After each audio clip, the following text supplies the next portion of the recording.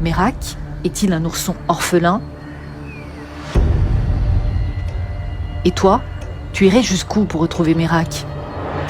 Ou découvrir qui a kidnappé l'ourson? Le commando a-t-il détenu Mérac dans les Pyrénées? Nous avons décidé de réouvrir la chasse à l'ours. Le kidnapping cache-t-il d'autres trafics et crimes contre l'environnement? Pourquoi l'ourson est-il relâché dans un bois aux portes de Paris? Après les algues vertes et le trafic de civelle en Bretagne, retrouve l'héroïne Polar Vert dans les Pyrénées. Polar Vert, une sorte de bureau des légendes, version écologique. Bonjour Monsieur Thierry Colomier. Merci de nous avoir accepté pour nous à travers les petits pédestres, parce qu'on est avec vous avec le stand des petits, notre stand on représente aussi. Et vous faites en fait les polars verts et vous représentez l'écologie à travers les livres. Est-ce que vous pourriez nous en dire plus? Alors, le principe, souvent dans les livres qui parlent d'écologie, on parle de dystopie, de futur impossible, de catastrophes nucléaires, etc. Mais il y a un autre versant qui est certainement très intéressant à découvrir, c'est celui de la littérature du réel. Donc en réalité, donc, on peut effectivement s'inspirer de tout ce qui se passe autour de nous pour écrire des romans écologiques sous la forme de polar, du suspense, puisque le principe du polar, c'est de pouvoir mener une enquête à partir de crimes qui vont être commis contre la nature, contre l'environnement, et qui nous touchent à tous, puisque nous sommes tous confrontés aujourd'hui à cette problématique qui relève des crimes environnementaux. Voilà, donc le principe de Polar Vert, d'abord sur la forme, eh bien, ce sont des romans qui reprennent les codes des séries télé. Donc on a une saison avec 2 tomes, et chaque chapitre est considéré comme un épisode qu'on pourrait regarder. Et à la fin de chaque épisode, on a un cliff, un gros suspense qui nous oblige à aller plus loin et à faire en sorte qu'on puisse donc arriver à la fin de la saison 1. Donc la saison 1 se passe en Bretagne autour des marées vertes, et des algues vertes donc, et surtout du trafic de civelle. Et la deuxième saison se déroule dans les Pyrénées, autour de 2 autres thématiques qui sont très fortes ici, à savoir la protection d'une espèce protégée qui s'appelle l'ours et surtout la forêt. Donc le but c'est juste de découvrir quel est cet environnement, quelles sont les espèces qui sont protégées, pourquoi elles sont protégées, parce que c'est quand même très important de savoir pourquoi elles le sont, et de savoir à partir de là comment on va pouvoir, notamment dans les Pyrénées, partager la montagne entre d'un côté des animaux qui sont en voie d'extinction, ça on peut vraiment le dire, ou sur le retour, c'est le cas du loup et du lynx qui est certainement revenu dans les Pyrénées, dont on voit les premières traces aujourd'hui, et par ailleurs découvrir tout un ensemble d'espèces, notamment la faune, mais aussi surtout la flore, parce qu'on a un vivier très important dans les Pyrénées, qu'on connaît très peu aussi, même si on le connaît sous l'aspect industriel, à savoir avec tout ce qui relève des médicaments par exemple. Voilà. Mais c'est dans tous les cas une invitation à se promener, à se balader. Il y a une scène d'ouverture, notamment dans La Malédiction de l'ours, le premier, qui est très longue, où on va partir avec les héros qui sont des adolescents pendant 2 jours et découvrir la montagne, et découvrir l'ours, et passer une nuit en cabane, comme on peut le faire. Alors c'est pas des refuges de luxe, c'est vraiment des cabanes très sommaires, comme on les appelle ici aussi. Donc c'est une invitation à respirer, à connaître, à comprendre, et à essayer, évidemment, à partir de ce que ces personnages vont être les témoins, de mener cette enquête pour savoir qui a kidnappé un ours, en l'occurrence un ourson, et de savoir comment après, justement, toute la mécanique entre d'un côté ce qu'on appelle les anti-ours et les pro-ours va se déployer.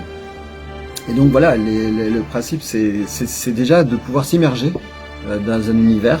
Alors la première saison, c'était en Bretagne, au bord de la plage, avec le trafic d'espèces protégées qui est très important. La civelle aujourd'hui est l'espèce la plus protégée, la plus trafiquée au monde.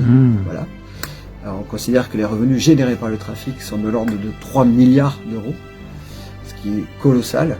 Et puis dans la deuxième saison, on va s'intéresser à l'ours, mais aussi au loup, au lynx et à d'autres espèces qu'on voit très peu. Mais toujours pareil, le but c'est de prendre le temps d'aller dans la montagne, d'essayer d'être à l'affût et de pouvoir découvrir toutes ces espèces que l'on connaît peu ou que certains connaissent très bien, mais en tout cas de pouvoir mieux comprendre leur interaction avec la montagne, mais aussi certainement pouvoir arriver à mieux les comprendre. Le principe de Polar Vert est assez simple. L'idée c'est de sensibiliser.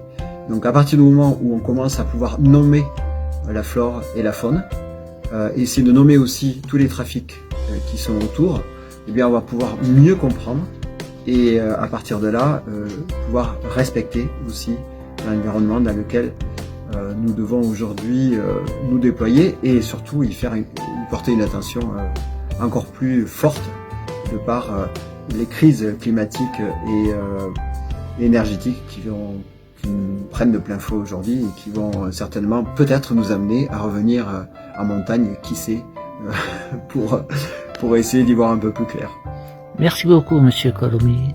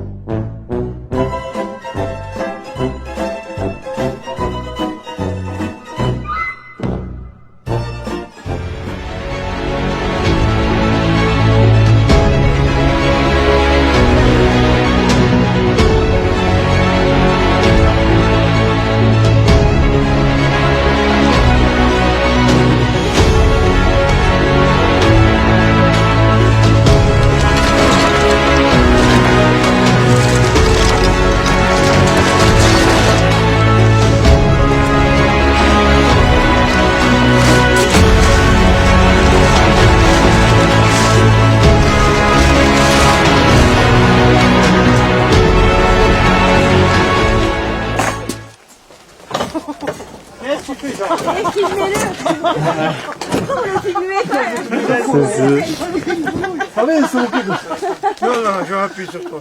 Vas-y, roule ma poule. C'est bon, c'est filmé. Vous avez fini de foutre ma gueule, tout ça? Quelle bande de charlots, quoi. Allez, vas-y. Oh, putain. N'oublie pas que je me suis cassé la gueule en vélo hier, hein. En plus. Heureusement qu'il y a des bons âmes ici, il n'y a pas des rigolos. Allez, vas-y. Putain. Heureusement que t'es là, mon pote, demain je suis encore. Il y a des loups. Oh putain. Aïe. Tiens. Ça y est.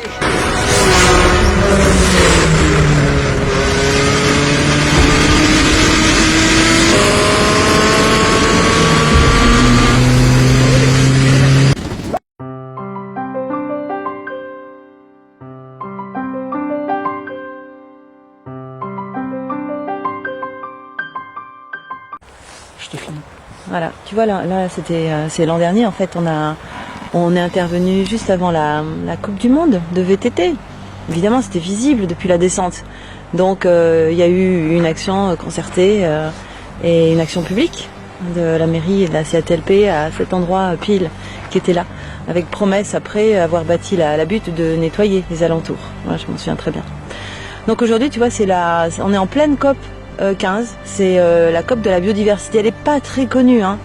Elle n'est pas très connue, mais elle est tellement liée au vivant. Et là, ce que font l'équipe des petits pédestres encore, eh ben, je sais pas si tu sais, mais c'est une des 5 causes de la destruction de la biodiversité, c'est la pollution. Donc cette action de nettoyage, voilà, qui fait bien rigoler certains, hein, eh ben, elle contribue à faire en sorte que la Terre continue à être vivante. Être nettoyé. Et parce qu'on la nettoie, donc du coup le biotope va se reconstituer. La nature n'a pas besoin de nous. Dans les endroits de l'humanité où on a déjà fait des actions de nettoyage et où on a stoppé l'intervention de l'homme, la nature va très rapidement à reprendre sa forme, sa biodiversité. On l'a vu à Tchernobyl, mais dans plein d'autres endroits. Donc la pollution, l'acte de nettoyer, ça fait partie du job pour relancer la biodiversité. Sans la biodiversité, on ne vivrait pas. Hein. Voilà. Ok. Merci Cécile. Donc attends, j'ai pas fini. Attends, je vais te montrer un Tu vas pouvoir utiliser d'autres petites séquences. Tu vois, aujourd'hui, en fait, on a la connaissance. Je crois on commence à avoir un peu la conscience. Et il nous manque plus que l'action, mais la véritable action, décision politique. C'est ça vraiment qui jouera, parce que localement, c'est vrai qu'avec les petits pédestres, on peut voir les actions que l'on fait. On a nettoyé quantité de zones juste en bas là, de la falaise où on est, par exemple. On a fait plusieurs actions. La Rouza, c'est net maintenant. C'est pure nature. Les gens viennent se balader, viennent se baigner dans le Gave aussi, parce que le Gave aussi a été nettoyé. Et voilà, donc petit à petit, localement, on arrive avec des actions citoyennes et une petite concertation politique à faire avancer les choses. Mais maintenant, il faut vraiment une plus grande conscience et plus grandes actions politiques. Et on en fait partie, nous, localement.